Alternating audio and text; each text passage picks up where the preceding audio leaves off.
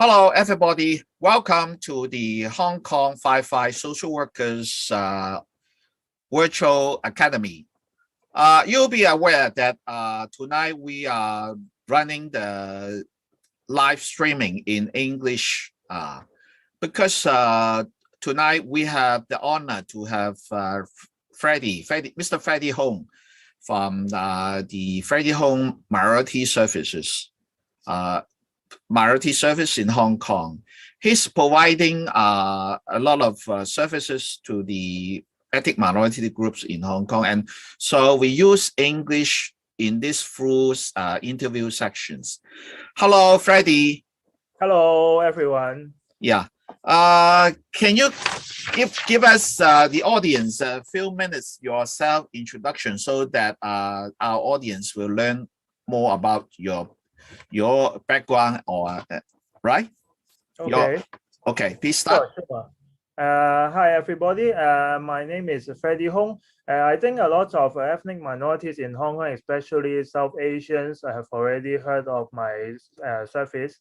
That is Fredie Hong Ethnic Minority Service. I mainly serve the South Asian communities in Hong Kong. And at this moment, I have around 2,500 members. And what we are doing is we distribute masks. That is the main focus in the epidemic period. This service has been started 2 years ago, and at first we only distribute masks and sanitizers and other anti-pandemic materials to our service targets. And after that, we also noticed that our users have other needs such as welfare inquiries, welfare service referral to other NGOs and social service centers, and also free legal consultation service, job referral. And we also do research with some universities to investigate the situation of ethnic minorities during the epidemic period. And also we organize some language workshops and have some publications to educate the local Chinese about the difference between various ethnic groups and different cultures. So our service not only facing the ethnic minorities communities, we also serve the cultural diversity and cultural ethnic integration of Hong Kong society. So, Fredie, I know that you start this service alone, one-man band, so that we can call. So, what motivates you to start this quite alternative social services in Hong Kong? Can you tell us your background motivation? I think that I have started and devoted into this service and start serving this specific community because at first I'm a social worker and I have been working in the social welfare field for around 10 years. So I'm quite familiar with various welfare service. And this may give me advantage to help minorities, especially the needies who need and they don't know where to find relevant social service centers in their districts. So this kind of referral can be more accurate and appropriate. Besides, I'm very interested and attracted to South Asian culture. I have been studying in Mumbai for 1 year, and I've been studying some short courses on Nepali, Urdu, Hindi, and Arabic. So it also helped me to communicate with our minority community. Okay. So I know that you work for a couple of years, right? You start this service, I think, in 2020, right? Yeah. Okay. And I think your service is quite needy and meeting the COVID-19 because I think starting from the end of 2019, we have the COVID-19 pandemic, and still is the whole society is suffering from that pandemics. And so, but can you identify, because according to my understanding, the Hong Kong government did provide some government funded services for the ethnic minorities in Hong Kong. So how can we, the general public, or well, the social work profession, can differentiate your services with the government funded service? I think they can differentiate my service to other government subvented service in two ways. First, that they have a center and a regular opening hours. They have a team of staff so that they're on duty on shifts, so they can operate the centers in a regular hours opening to the public. And the second point is the resources. I'm self-funded, so the expenditure is just come from like my own saving. So that's the major differences. But I think this doesn't contradict because on top of the standard service provided by or funded by HAD or some funded by other fundings, I think they are doing hard and they are helping the community. But no one will query if there is one more service or one more social worker serving the community. So I think we help each other, and I also collaborate with those NGOs such as the touch centers and other or link centers or other home affairs department funded centers who are helping EM.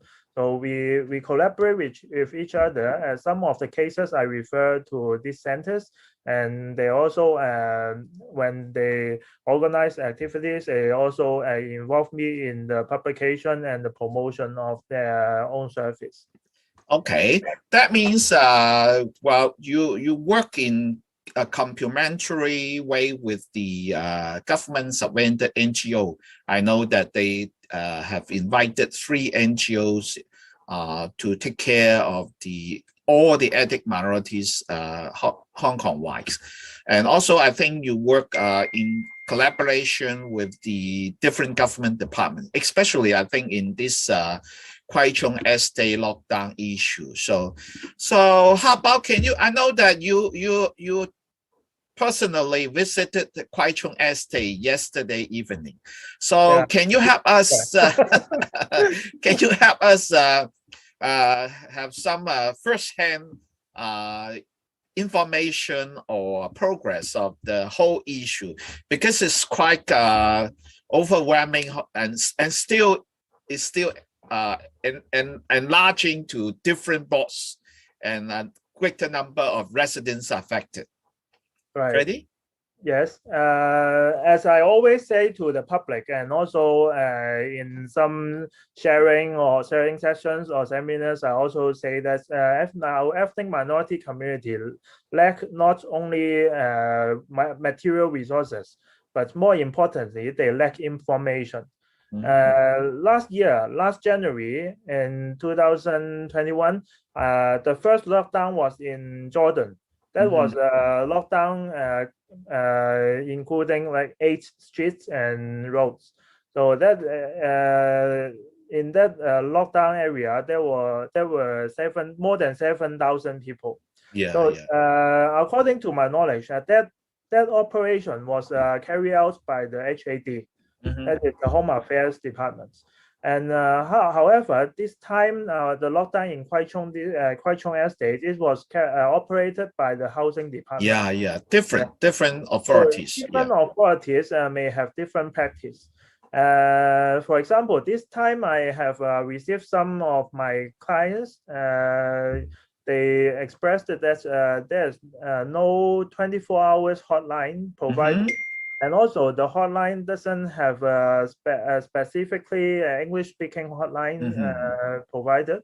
So this will also, both of these problems will and increase the difficulties of them to seek help. And when they Right. encounter problems such as some of the households who are Muslims, they need halal food and halal meals.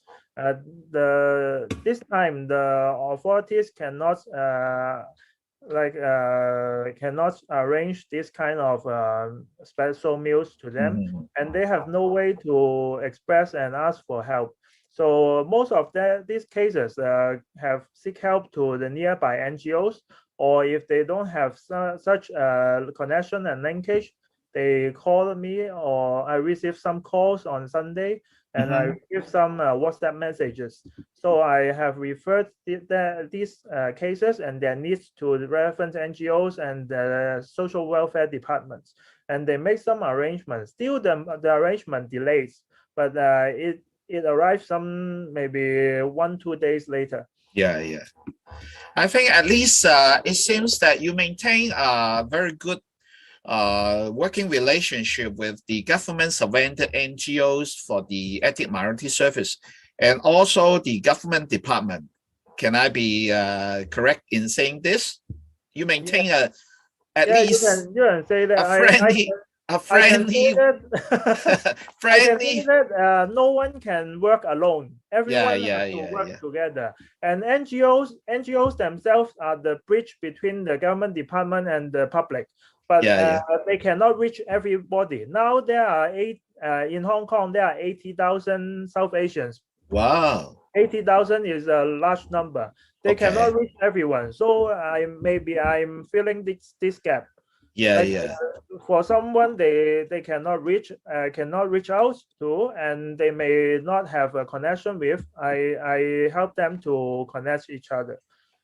And I think you also have another advantage, is that you are very interested in the different cultures of the ethnic minorities.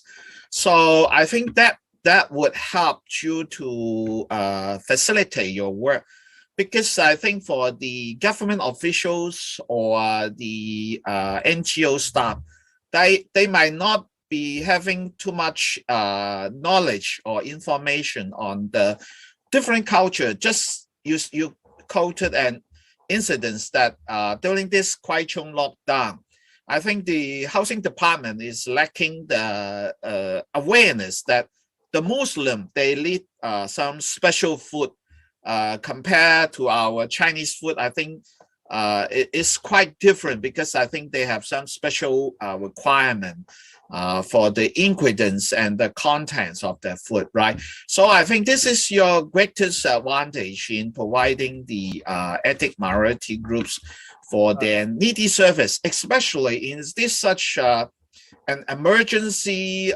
situations. I think the Home Affairs have a higher cultural sensitivity than the housing authority, because last year in the Jordan lockdown, they are, I think, in the ethnical and cultural sense, HAD is the Home Affairs is doing better. And even though they are doing better, last year have some incident like giving pork noodle to Muslims, but that is just occasional. But this time, I have a friend who is a social worker. This afternoon, just now, he went to Kwai Chung Estate to send some food to his Muslim clients. But the housing authority and the police has forbid him from sending food inside, and they don't even know what is halal food. So that this shows that most of them have a lack of cultural sense. But when the HAD staff came out, then they allowed the food in. So that's the difference from among different government departments. So I think so, Fredie, you are feeling a very needy gap in the ethnic minority services in Hong Kong, and I think you work very hard, and especially I know that you are making ends meet in a very difficult situation, because You don't have regular subvention funding sources, and actually you have to take care of. So you say more than 2,000 memberships, and for their, well, I think in the pandemic they also need a lot of facilities and necessities to help the prevention of catching the virus. And so also in this such lockdown, quite in fact involved a lot of population, because they said government released that there should be more than 330,000, 34 or 32,000 residents living in Kwai Chung 14 buildings. So I think inside that 30,000 population, there should be a lot of ethnic minorities. And I'm glad that they have your participation in this issue to help bridge them the gap. So I think for our platform, this is supported by the Autism Hong Kong. And I think Autism Hong Kong would be glad to collaborate with Fredie in the forthcoming in providing services to those family with special educational needs or ASD, because I think there should be a lot of uncovered cases of autism or SEN cases in the ethnic minority. Do you agree that my observation in this point, Fredie? I think you echo my point before, that a lot of ethnic minorities people in Hong Kong, they are not sure where to seek help in the ordinary social service. And this is the first problem. The first problem is that they cannot get adequate information about the social welfare service. So they don't know where to seek help and which center is responsible for what. They cannot, they even don't know find the right door for us, like for social workers like us. We know there are elderly centers, youth centers, family service centers, and some centers for mental illness, and some for physical handicaps. But for them it is quite confusing, because there is no such clear information given to them. That is the first problem. And the second problem is that a lot of our normal and the standardized social service, we are used to serve in Cantonese. Our social workers and our fellow social workers do not use to speak English in their providing service. So this is also a barrier. When they go into the center, the center may not be so welcome or may not be so ready to serve them. Sure. So I think even though Autism Hong Kong is a very small volunteering service group, but we have already. Don't say small in front of me. I am even smaller. Yeah. I think Fredie and I are, well, quite similar in our background, because in the year 2000, when I was still working in a full-time job in a social welfare organization, I noticed that there are a lot of persons with autism spectrum disorder under my care. And at that time, because my first training in social work dates back to 1982, and so at that time I was totally ignorant to the knowledge of autism. So I started setting up the Autism Hong Kong in the first instance 20 years ago as an information platform, the website. But later I found that there are increasing needs for the people and families with autism in Hong Kong, and also all other Chinese societies. So I think I share the difficulties and my passion with Fredie. I think we met a couple of years ago, right? I think they back to more than 1 decade. Yeah. But at that time we seldom get linked because at that time I was still full-time employed by an NGO. So I have to fulfill the duties of the NGO. But after I retire in 2017, I start my own Autism Hong Kong services, and now Autism Hong Kong would be more focused in the professional training, because the needs for autism population is quite large, that Autism Hong Kong is unable to cater the whole range of needs for the autism people and families in Hong Kong. I think Fredie is also facing this type of difficulties and hurdles, I think obstacles in your organizational development. But despite of that, I think Autism Hong Kong would be glad to collaborate and work hand with Fredie. And I think we can work later some concrete event or proposal to serve the families with autism or SEN family members. And that's my promise. I think we will work together step by step, because I know Fredie is quite overloaded with his work, not to mention the Kwai Chung lockdown. So be relaxed, because we don't have to meet any KPI. So yeah, both of us don't have to meet KPI. So we can do what we regard as needy for our target groups. And also, I think Autism Hong Kong is lucky, because we operate a lot of professional course, even though in the pandemic for the last 2 years, because we run a lot of Zoom training course. So we can generate some profit. And my objective is to spare some of this profit generated to partly for the autism awareness, public education. And I think I will now spare some of our profit to Fredie's ethnic minority services. But of course, we have to work out the details later, right? As long as we can benefit the users and the community. Sure. So be relaxed. We can work it step by step, piece by piece. Yeah. So I think the interview or our dialogue will come to an end. But before we end the dialogue, do you have any message through this platform to announce for your service group or for your 2,000 something members?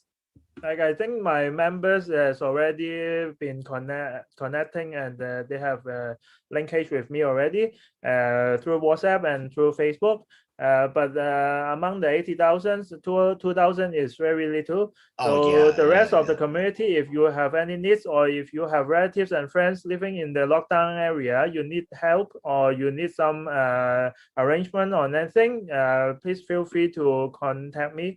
And maybe you can go to my Facebook. That is facebook.com/HongFredie, HUNGFREDIE, or you can just Google my name.